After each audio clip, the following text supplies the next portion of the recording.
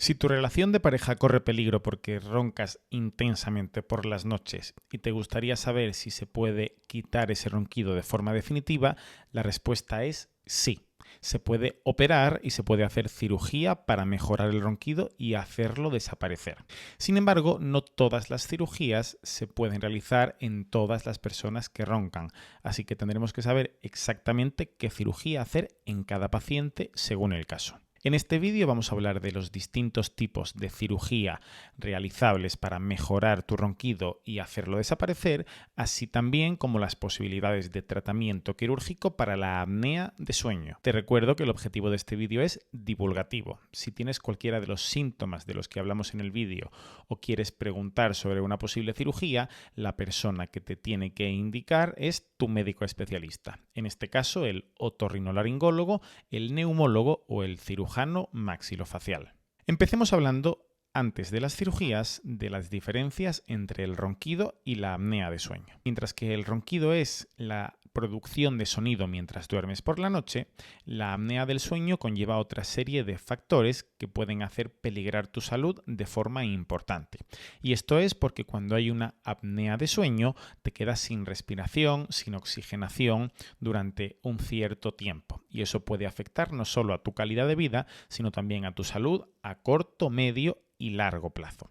La forma de confirmar o descartar que tienes una apnea del sueño es haciendo un estudio de sueño que debes pensar en hacer si notas que descansas muy mal por la noche, te despiertas muchas veces, roncas muy intensamente o peor todavía si por el día estás cansado, con sensación de dolor de cabeza y somnoliento, con necesidad de descansar varias veces porque te quedas todo el rato dormido. Voy a insistirte especialmente en que si tienes sospecha de apnea del sueño, acudas a tu médico y se lo cuentes.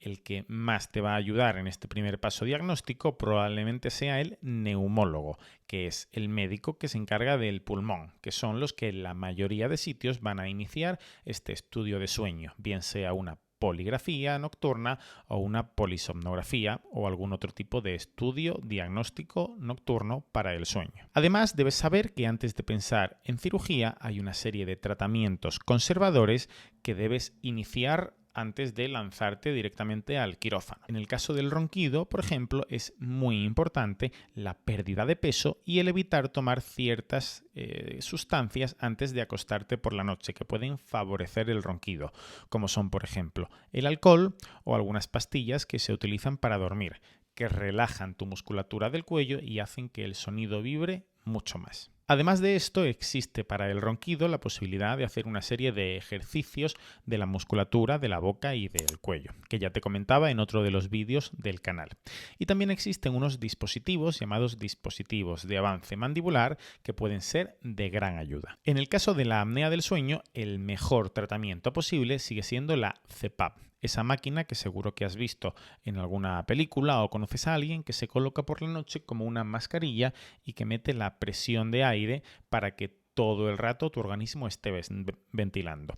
En los casos en los que esta CPAP no se tolera bien o no se puede poner por algún motivo, será cuando empecemos a pensar en posibilidades quirúrgicas. Y ahora sí vamos a hablar directamente de los tipos de cirugía para el ronquido y la apnea del sueño. En primer lugar, me gustaría hablar de la septoplastia o la cirugía del tabique nasal.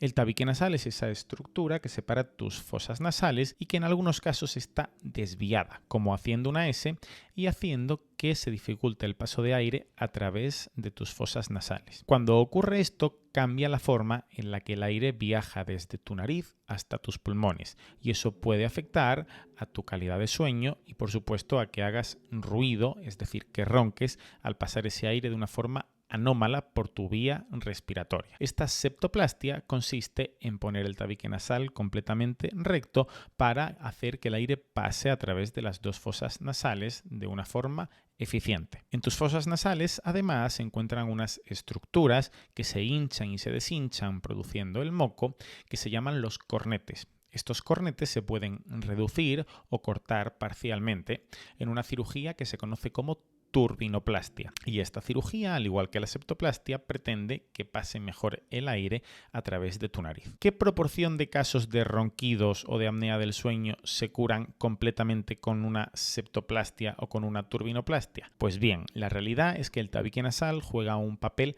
parcial en el ronquido y en la apnea del sueño. Y aunque es posible que mejores mucho con este tipo de cirugías en tu ronquido y en tu apnea, lo más probable es que la mejoría sea solo parcial.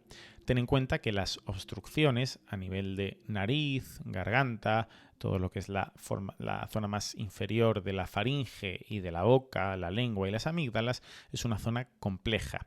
Y si solucionamos el paso por la fosa nasal está bien, debemos hacerlo si hay indicación, pero probablemente no corrija tu problema al 100%. Muchos pacientes preguntan además si una rinoplastia, es decir, una cirugía que cambia la forma de la nariz, mejorará el ronquido o la apnea. Ocurre un poco lo mismo. Si esta rinoplastia tiene una finalidad funcional, porque por ejemplo tienes una gran obstrucción en la nariz, en lo que se conoce como la narina, en esta zona más externa de la nariz, en la válvula nasal, una cirugía ampliando esa válvula nasal mejorará el ronquido y la apnea. Pero la realidad es que el número de pacientes que se benefician al 100% de una rinoplastia para mejorar el ronquido y la apnea son pocos. En la mayoría de casos esto mejorará parcialmente, al igual que ocurría con la septoplastia y con la turbinoplastia. Hablemos ahora de la famosa cirugía de amígdalas. Las amígdalas son esas bolas que tenemos al final de la garganta, también llamadas anginas, y que se encuentran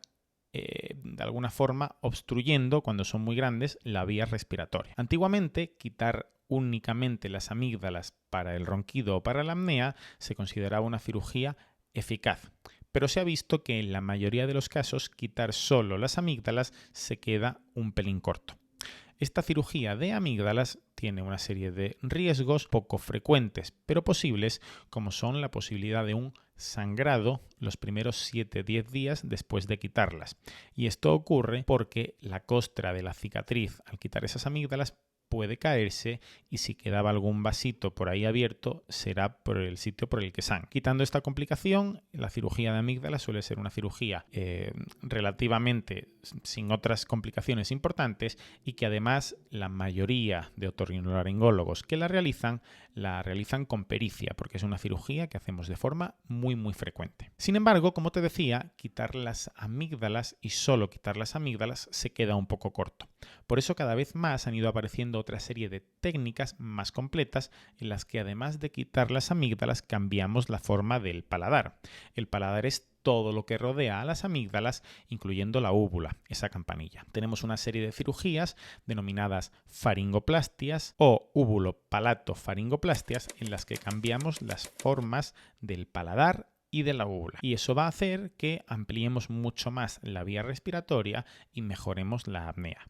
Si la obstrucción se encontraba a este nivel, estas cirugías bien indicadas suelen hacer mejorar muchísimo el ronquido y muchísimo la apnea. Y no son pocos los pacientes que han conseguido curarse de esa apnea gracias a esta cirugía. La amigdalectomía y la faringoplastia, por cierto, son cirugías bastante dolorosas, con un posoperatorio incómodo en las que los primeros días tendrás que comer blandito y templado o frío, porque ya te digo que son bastante molestas. Por último, hay otra serie de cirugías que realiza habitualmente el cirujano maxilofacial, como es la cirugía ortognática y el avance del músculo geniogloso.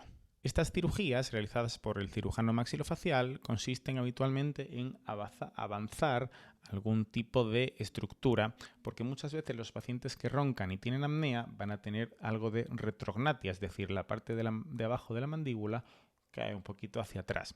Y lo que buscan estas cirugías es avanzar o bien toda la mandíbula o los músculos que tiran de la lengua hacia adelante, resolviendo un colapso que se encuentre algo más inferior en la vía respiratoria. Últimamente, además de todas estas cirugías que te he comentado, han aparecido otra serie de nuevas técnicas que son para casos muy concretos.